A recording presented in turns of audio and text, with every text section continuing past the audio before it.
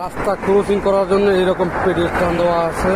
এখান থেকে রাস্তা ক্রস করতে হবে। অন্য জায়গা থেকে যদি আপনার রাস্তা ক্রস করেন তো পুলিশ দেখলে পরে আপনাকে 500 টাকা ফাইন করবে। আপনি যদি খুবই আর্জেন্ট থাকে তাহলে এই একটা বাটন দেওয়া থাকবে, এই বাটনটা পুশ করলে পরে খুব দ্রুত চলে আসবে।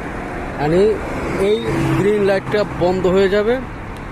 আর এখানে যে ওই যে একজন একটা ছবি দেখতে পাচ্ছেন, সে মানুষের অবিকল, এটা হচ্ছে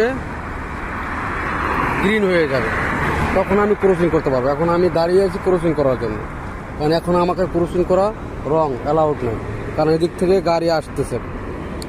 আর এদিকে ব্লু গ্রিন লাইট জ্বলছে, এই দেখতে পাচ্ছেন। এখন রেড লাইট চলে আসবে।